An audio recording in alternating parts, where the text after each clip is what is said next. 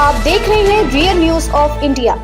एकनाथ शिंदे को ठाणे में ही टेंशन देने की भाजपा ने ठानी। मंत्री लगाएंगे जनता दरबार, बढ़ रही दरार। भाजपा के मंत्री गणेश नाइक ने बुधवार को कहा कि हम चाहते हैं कि ठाणे में कमल खिले। भाजपा का यह उत्साह और ठाणे को लेकर प्लान एकनाथ शिंदे के लिए टेंशन भरा है। एकनाथ शिंदे के नेतृत्व में पूरे 2.5 साल तक भाजपा और शिवसेना की सरकार चली थी, लेकिन नई सरकार में समीकरण बदले तो हालात भी बदल चुके हैं। अब भाजपा ड्राइविंग सीट पर है और एकनाथ शिंदे डिप्टी सीएम है। यही नहीं, एकनाथ शिंदे की तमाम नाराजगी और रस्साकसी के बाद भी उनकी पसंद के मंत्रालय उन्हें नहीं मिल पाए। अब उनके सामने एक और मुश्किल खड़ी हो गई है। भाजपा उनके गढ़ कहे जाने वाले ठाणे में अपना जनाधार बढ़ाना चाहती है और इसके लिए खुलकर बैटिंग शुरू कर दी है। भाजपा के मंत्री गणेश नाइक ने बुधवार को कहा कि हम चाहते हैं कि ठाणे में कमल खिले। भाजपा का यह उत्साह और ठाणे को लेकर प्लान एकनाथ शिंदे के लिए टेंशन भरा है, जो उद्धव ठाकरे से बागी होकर सीएम बने थे और अब उनका ही गुट शिवसेना नाम से पार्टी चला रहा है। ठाणे के प्रभारी मंत्री एकनाथ शिंदे हैं, इसीलिए वहां विकास के मामलों और जनहित से जुड़े किसी विषय पर एकनाथ शिंदे की सुनवाई करते हैं। अब यहाँ गणेश नाइक भी जनता दरबार लगाना चाहते हैं। वह पड़ोस के पालघर जिले के प्रभारी मंत्री हैं, लेकिन उन्होंने कहा कि वह ठाणे में भी जनता दरबार लगाएंगे। नवी मुंबई में आने वाले नाइक वन मंत्री हैं।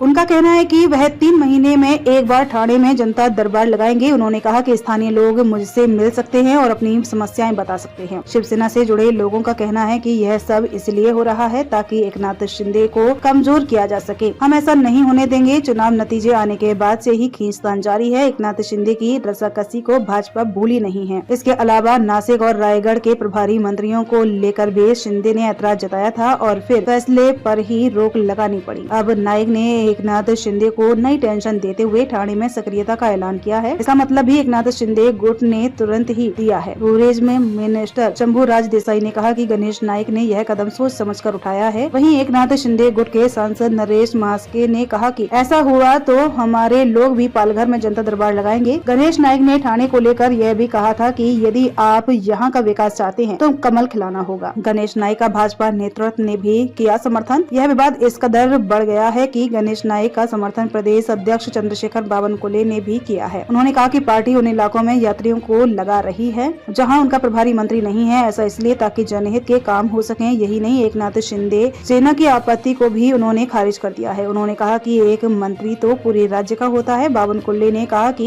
हम उन इलाकों में अपने मंत्रियों को संपर्क मंत्री के तौर पर तैनात करते हैं जहां सहयोगी दलों का प्रभारी होता है। इससे लोगों का फायदा होगा और उनके काम आसानी से हो सकेंगे। इस तरह आने वाले समय में देखना दिलचस्प होगा कि यह खींचतान क्या रुख लेती है।